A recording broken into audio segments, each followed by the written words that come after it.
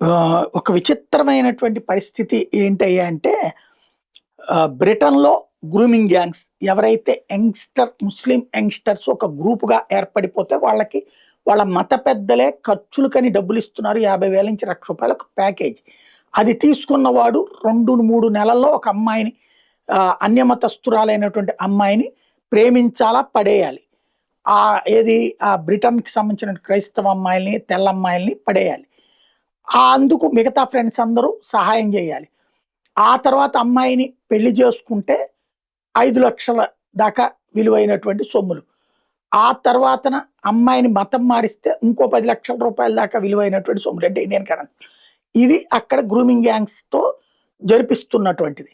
ఇప్పుడు అట్లాంటి గ్రూమింగ్ గ్యాంగ్‌కి సంబంధించినటువంటి బాధితులు ఇచ్చిన కంప్లెయింట్లు, ఆ బాధితుల యొక్క తల్లిదండ్రుల ఉద్యమం, ఆ ఉద్యమానికి బ్రిటన్ ప్రభుత్వం అంతా ఏకమై ఓ పక్కన పేట్రియాటిక్ యాజిటేషన్ చేస్తుంటే కీర్ స్టార్మర్ రాజీనామా చేసి ఇప్పుడు ప్రస్తుతానికి ఆపద్ధర్మ ప్రధానమంత్రిగా ఉంటే ఆ కీర్ స్టార్మర్ మళ్ళీ ఇక్కడ ఉద్రిక్తతలు రేఖనెత్తించేటటువంటి ప్రయత్నం చేస్తున్నటువంటి వేళ బ్రిటన్ ప్రభుత్వం తప్పనిసరి పరిస్థితులు ప్రజాగ్రహం పెళ్ళుబుకుతున్నటువంటి వేళ child grooming gang leader Shabbir అహ్మద్ని అరెస్ట్ చేశారు. అక్కడ కోర్టులో హాజరుపరిచారు. కోర్టు అతన్ని విచారిస్తూ ముందు డిపోర్టేషన్ చేస్తుంటే చేసేయమంటుంది.